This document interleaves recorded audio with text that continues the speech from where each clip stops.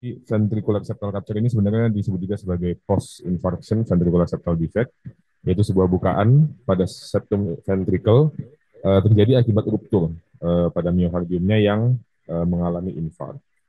Jadi insidensinya ini biasanya terjadi pada 1-2% kasus akut myocard infarct. Namun ini data lama ya, tapi jadi sekarang semenjak adanya early intervention terapi yang sudah banyak dilakukan, sekarang angkanya turun menjadi 0,7 sampai 0,31.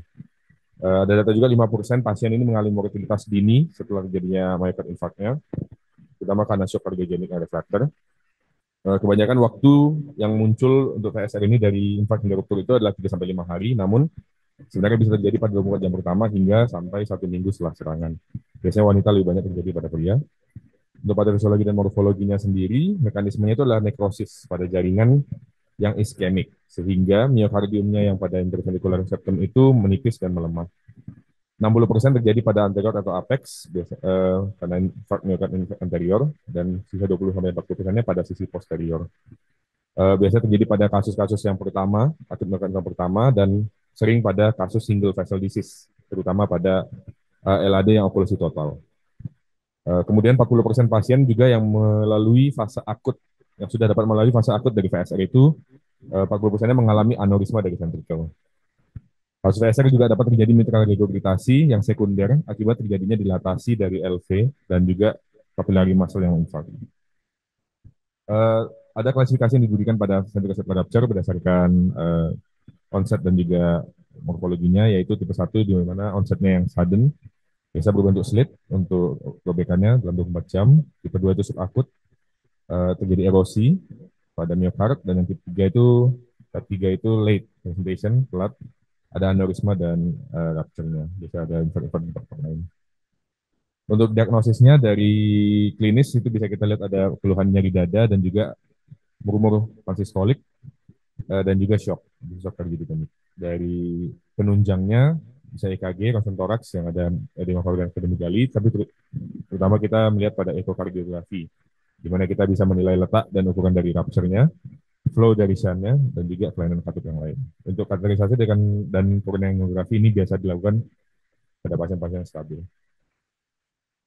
Untuk tata laksana sendiri, ini bisa dilakukan preoperatif dengan medikamentos terlebih dahulu, diberikan obat-obatan untuk absolute reduction, NTG, dan juga inotropik untuk meningkatkan refleks jantung, serta apabila pasien-pasien dengan hemodinamik tidak stabil dapat dilakukan support mechanical seperti IABP. Namun tata laksana definitifnya tetap adalah pembedahan. Indikasi dari pembedahan ini sendiri adalah ya semua kejadian VSR itu merupakan indikasi operasi. Yang masih kontroversial adalah timingnya, dan di mana ini dikatakan kita masih bisa watchful waiting atau menunda mungkin operasi itu pada pasien-pasien yang hemodinamiknya stabil. Jadi pada pasien-pasien tersebut cardiac outputnya masih adekuat, tidak ada shock, tidak ada tanda pH, kesehatan tidak ada, dan fungsi renalnya masih adekuat. Nah, untuk timingnya sendiri ini rekomendasinya sebenarnya sedini mungkin ya, apabila pasien hemodinamik tidak stabil.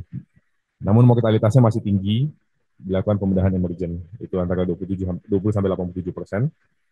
Dan juga pada 7 hari sejak kejadian VSR yang dilakukan pembedahan, itu ada mortalitas sebanyak 54,1%. Bila ditunda lebih dari 7 hari, turun menjadi 18,4%.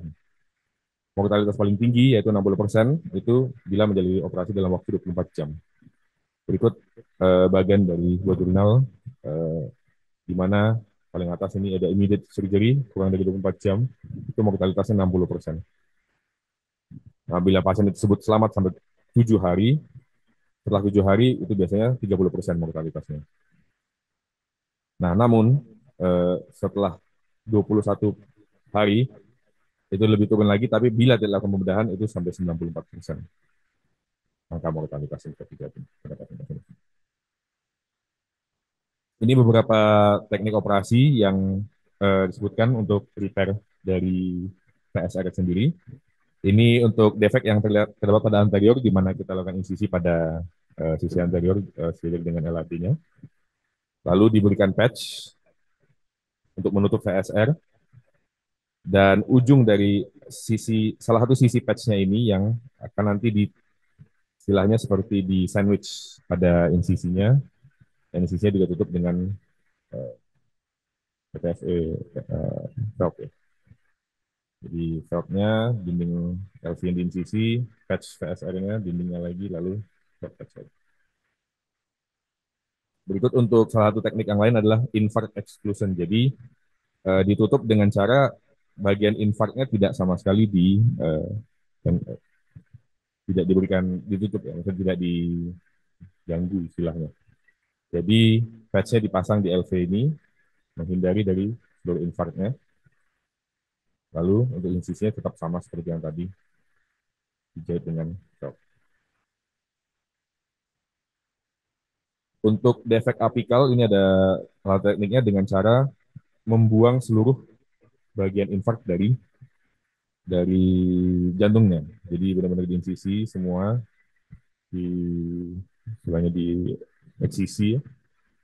Lalu bagian tersisa ada PTFE valve-nya di dinding luar, lalu di sisi RV, LV, LV, RV, lalu keluar lagi dijahit jadi satu, menghilangkan seluruh bagian dari infart pada sisi apex. Yang terakhir adalah posterior defect. Pada posterior defect ini itu tekniknya adalah membuang semua, sama seperti yang sebelumnya membuang semua, lalu diganti dengan patch, di mana ada septal patch dan ada RV patch. RV patch-nya dijahitkan gabung bersama septal patch-nya. Ini teknik yang lainnya, kalau ini tidak ada yang tidak dibuang. Jadi, tapi ditutup dengan external patch dari luar. Seperti ini. Kesimpulannya, jadi VSR ini tadi definisinya adalah bukaan ventricle akibat ruptur pada miokardium yang infark. 1-2% kasus jadi pada 1-2% kasus akut miokardium infark, 5% mortalitasnya dini. Mekanisme adalah nekrosis yang mengakibatkan penipisan dan melemahnya miokard. 60%-nya terjadi pada anterior dan apex atau apex. Ada 3 tipe berdasarkan morfologi dan onsetnya. Diagnosis utamanya kita tidak akan melalui ekokardiografi. Untuk tata laksana definitif adalah pembedahan dengan pemberian medikamentosa dan mechanical support untuk penanganan awal. Untuk timing operasi masih kontroversial dan ada beberapa teknik operasi tergantung pada posisi dan juga preference.